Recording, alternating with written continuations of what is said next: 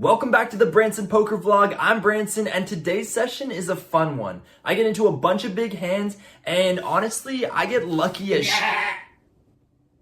Oh, that reminds me, today's video is sponsored by No Limit Llamas. No Limit Llamas is releasing an NFT collection, which is digital artwork specifically designed for poker players. Frankly, I could give a rat's ass about artwork, but I do care about making money, and this project is really cool because the artwork also doubles as a share into the poker club they're creating in the metaverse. So when their poker club makes money, then you make passive income just by holding onto this artwork. Honestly, I think this project has a lot of potential, so I'm really excited to be partnering up with them. So check out their website below, but more importantly, click the link to their Discord because they're hosting free tournaments every week, no deposit necessary, no signups, no nothing, and you can win an NFT, a stake in this poker club, as well as free cryptocurrency and other prizes. So make sure to do that. They're having a tournament this Sunday, December 26th, the day after Christmas. They'll be giving out an NFT and some other prizes, and I'll be there playing too, so feel free to chat it up with me, although I will be trying to win because I want the biggest stake in this that I can get. With that, enjoy the video and hit that intro.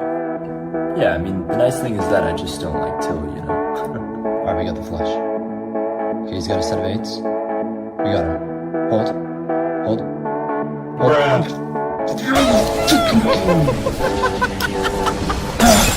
Tell him he's got a lot of class, and it's all low. Playing 5-5, I buy in for $503. I found the $3 of casino chips in the black hole of my car, aka the crevice between my seat and the center console. First big hand we pick up is pocket jacks under the gun. There's a straddle, so I open to $30 and a whopping 5 people call. The flop comes out 3, jack, 8, all clubs. I have top set, but I still do worry about the flush. I bet $70 and the hijack and button call. I think they would have likely raised with a flush, so I put them on having a high club or a pair and a club type hand. The turn comes an offsuit 6, and now I continue for $200. The hijack folds and the button calls. The button seems to be one of the biggest action players at the table, so I definitely think he could still be hanging on with a draw. The river is an offsuit 5, and I'm faced with a decision here. If I go all in, I'll probably only get called by flushes, weaker sets, and maybe a jack. Because he's an action player, I think there's a good chance he might try to bluff this hand if he has a missed club draw. I check, and he goes all in for $195 effective. He could have a flush, he could have a bluff. I call, and he shows ace-king with the king of clubs. He's got nothing, and it's a great start for us. As I'm collecting my chips, I get dealt ace-queen of spades under the gun. I open to $20 and the cutoff, small blind, and big blind call. 4 ways to a flop that comes ace-5-3 rainbow, and the action checks to me. I bet $55 with top pair and a good kicker, the cutoff calls, and the other 2 fold.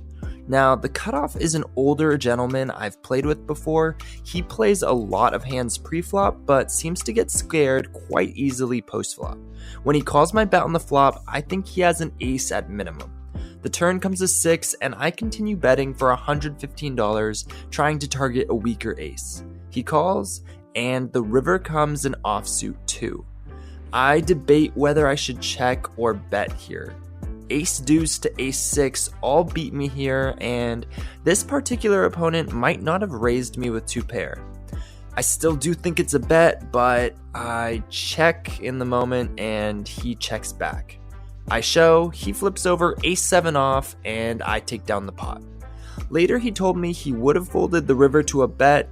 He actually said he was planning on folding the turn, but he turned a gut shot. I know I played this hand a bit wonky, so let me know what line you would have taken. Next up, I have Jack King of Spades in the small blind. 4 people limp, but joke's on them because I'm serving up al dente, and I make it 45 to go. The under the gun who previously limped puts in the 3-bet to 145, and I am worried. Limp raising from early position often indicates extreme strength to me. Maybe he has aces. It folds to the button and he calls, and now I'm all sorts of confused. This is not a standard play. I have no idea what hand he could have that he'd want to limp from the button and then call a $145 raise. Even though I'm confused, I'm getting a great price, $100 more to possibly win $450, so I toss in the call. Let's hope I flop something good. Flop comes out, queen, queen, 4, rainbow. I check to the under the gun raiser, he checks, and the button goes all in for $315. Nothing for me to do but fold. The under the gun snap calls, the turn is a 2, river's a 5. The button went all in with 6s, and the under the gun had queen king. Listen up, guys. If you have pocket 6s on the button and limp for $5, then someone raises to 45, then someone else re-raises to 145, please, do not feel like you need to call. Just let it go. Time for Jack King suited again, but this time they're diamonds. The low jack limps, then the hijack, an action player makes a weird open to $10. Then the cutoff, another big action player, 3-bets to 45. He's 3-betting quite frequently. A few hands ago I saw him 3-bet with ace-4 offsuit, and I'm in the small blind. I decide to put in the spicy 4-bet to 150. This should look extremely strong. That's a spicy meatball! Oh, remember the guy from last hand with 6s? He moved to my left now and decides to call my $150 bet from the big blind. What does he have now? 7s? The low jack folds, the hijack folds, and the cutoff calls. The flop comes ace-king 9 rainbow, and this board should smash my 4-betting range. Our pocket 6s man has less than $200 left, so I bet 200 just hoping to take it down now. He folds, the cutoff folds, and we take down a nice sized pot. If you've made it this far, smash that like button for the YouTube algorithm. It really helps the channel grow and helps me feed my baby. Just like 3-betting ace-queen and taking it down helps me feed my baby. Now I pick up 8-10 of hearts on the button and the hijack opens to $15. I debate between 3-betting or calling, but decide to just call this time. The small blind calls as well, and we're 3 ways to a flop, which comes 3-9-7 rainbow. Both players check to me. I have an open-ended straight draw, so I bet $20.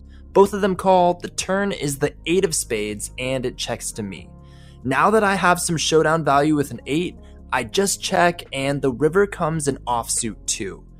For a third time, both players check to me, and since I have an 8, betting doesn't make much sense here.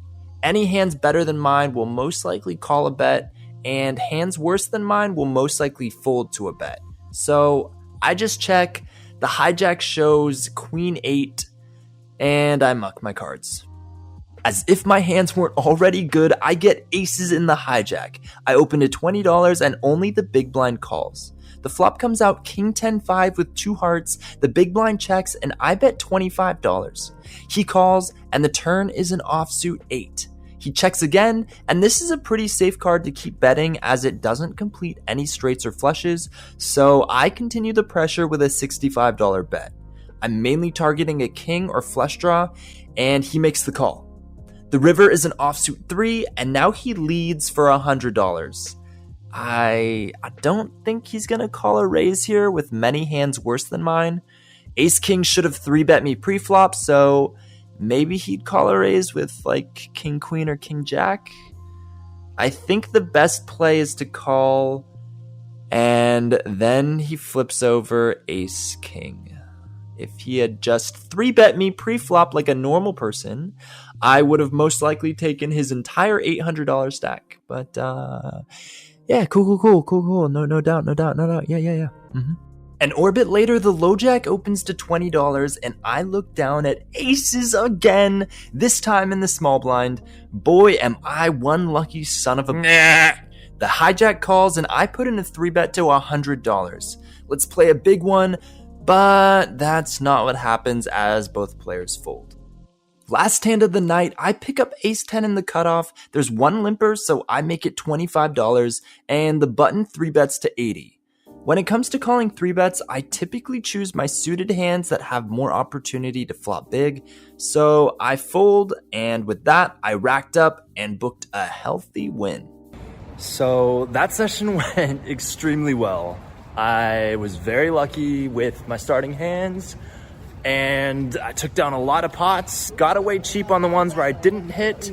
I think there was only one hand I probably would have played differently, where I had ace queen suited on an ace high board, and there was 1 to a straight.